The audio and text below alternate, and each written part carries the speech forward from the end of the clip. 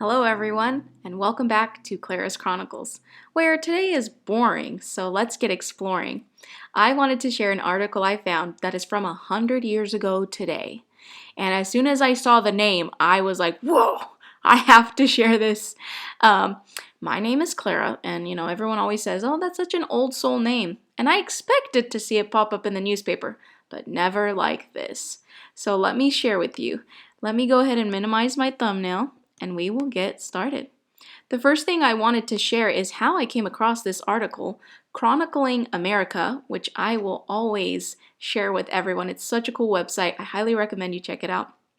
It has a feature on the homepage that is all newspaper articles from 100 years ago today, on this day. And they always put about 100 to 120 of them, so sometimes I'll spend hours scrolling through these things. And, each newspaper has a certain amount of pages, but there's always good chunks. And I finally found one today that I was super excited to share. So I was just scrolling through these and I found this one, which let me go ahead and zoom out a little bit. This is from the Washington Herald, Saturday, July 15, 100 years ago today, 1922. And the article is titled, Wife Indicted in Murder of Alleged Rival. And those are keywords we all love to see, right? You know it's going to be a good story. So when I saw that, I was like, oh, let's read this. Witness tells of terrific struggle on California road. Says Los Angeles, July 14th, Miss Clara. And when I saw that, I was like, oh my gosh, I never expected to see my name in a case like this. I was like, ooh, Clara's a murderer. Which obviously isn't cool, but like reading murders from way back when, it doesn't seem so significant, right? But this one's crazy, let me tell you. It says, Los Angeles, July 14th, Miss Clara Phillips was indicted this afternoon in the murder of Miss Alberta Meadows, which Clara had a reason, let me say that as well, whose head was smashed with a hammer. Oh my God. And whom she accused of stealing her husband's love. Sorry, I need my coffee. The crime is one of the most primeval and by far the most startling ever recorded in the history of California. So this was the most startling case at the time. They had never seen a woman do something so wild as this.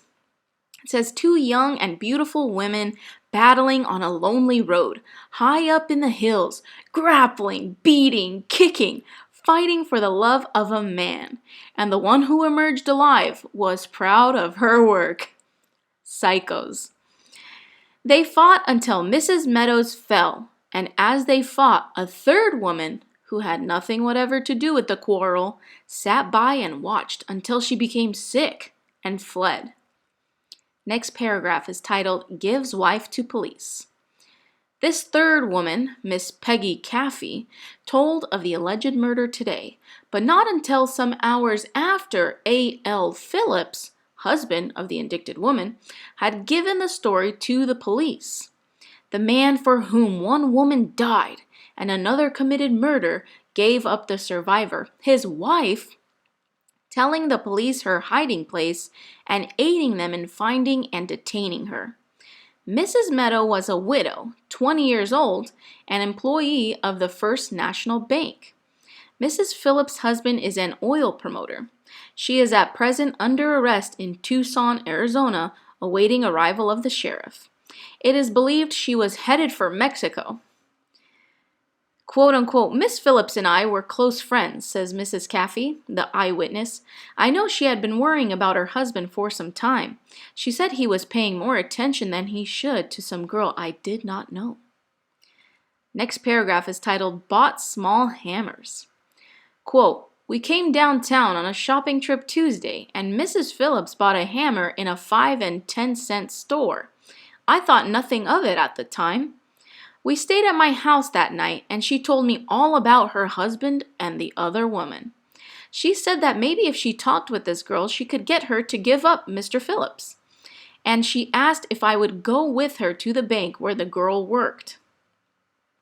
I went to the bank Wednesday morning and waited near a parking station where Mrs. Meadow kept her little coupe. We waited until Mrs. Meadows arrived, and Mrs. Phillips asked her if she would mind driving her to the home of Mr. Phillips' sister. Mrs. Meadows smiled and said she would be glad to, and we all got into the car and started out Montecito Drive. It's a lonely road through the hills, you know, and there are no houses, just roofs of houses below. On the right of the road, as you go up, there are only weeds. On the left is a long, high cement wall that curves with the road. "Stop here," Miss Phillips suddenly said, "and come out of the car. I want to talk to you."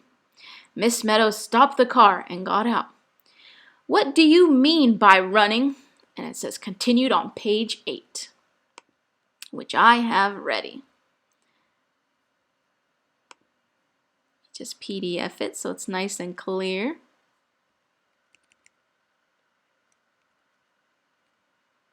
So let me go back because this is the good part.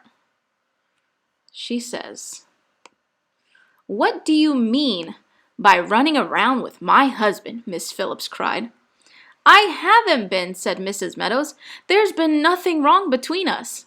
"That's a lie," said Mrs. Phillips. "I know he bought the tires for your automobile and he gave you a watch." "It's not true. Oh, it isn't. It isn't true." Miss Meadows was beginning to cry. Next paragraph is titled "Strikes Again and Again." Miss Phillips had hidden the hammer in her skirt. She took it out quickly and without any warning struck Miss Meadows over the head. Miss Meadows tried to get into the car, but Miss Phillips caught her and pulled her back and hit her again with the hammer. Miss Meadows cried to me for help. I tried to get out of the car, but Miss Phillips screamed that she would kill me too. Oh my God, dude, that is scary. She's freaking psycho, dude. What's that saying when they say, let me look it up on my phone really quick. No woman wrath scorn. What is that saying? Let me see. Because that is like too perfect. No woman wrath scorn. Hell hath no fury like a woman scorned, right? I'm sure in that moment there was no stopping Miss Phillips. So Miss Meadows was like, she's crying for the woman, and Miss Cafe is like, "I'm sorry, girl. Like, you got yourself into this mess. I cannot help you out. She will kill me too." If I interfered, and I was afraid. Miss Meadows fought the best she could until she lost consciousness and fell. Then I became sick and ran away as fast as I could. I turned around and looked back after a while. I saw Mrs. Meadows lying on the ground and Miss Phillips crouching above, striking with the hammer. Ew, so she didn't even stop when she was unconscious. I started running again when Miss Phillips overtook me. She had jumped into Miss Meadows' automobile. And next paragraph is titled, "I've Killed Your Sweetie." She made me get into the car. She made me wipe the blood off her face. She told me that if I ever breathed a word, she would kill me too. We went into Los Angeles without another word. I was afraid, but I couldn't keep it to myself. I had to tell it. No secret ever stays a secret, am I right? Miss Phillips went home to her husband, according to the story he told the police. Her hair was disheveled, yeah. Her clothing stained and smeared. She rushed up to him shouting, "I've killed your sweetie. You'll never see her again. I've killed the woman you love best. I've killed her for you. She won't take you away from me now." She was like a little child who had done something to be proud of, he said. I thought she was out of her mind at first, but she convinced me. And then the morning papers came out with a story of the murder. Oh, I'm going to stand by her. If ever a woman needed help, it is Clara. Her neighbors and her friends drove her to this, harping on things that weren't true. They made her insanely jealous and without cause. There wasn't a thing between that poor dead girl and myself. So he had her back at first. But then, next paragraph is titled, "Husband Loses Nerve." Mr. and Mrs. Phillips discussed what was the best thing to do. They decided Mrs. Phillips must get away at once. She got into the automobile she had taken from her victim and scurried to Pomona, her husband following in his own car. Somewhere on the way to Pomona, Miss Phillips threw out the car the head of the hammer that had slain her rival. Phillips was taken out on the road with the police to search for it. The Meadows car was abandoned in Pomona, and husband and wife came back to Los Angeles. One second. Mrs. Phillips stopped in a hotel, registering under a false name, while her husband went out and walked the streets all night. He borrowed $50 from a friend, added some of his own money to it, and bought her a ticket for El Paso. El Paso holds a spot near and dear in my heart. It's one of my favorite songs by Marty Robbins. So just thinking about this, because the song El Paso, if you've listened to the song, it's a great song. It's like this.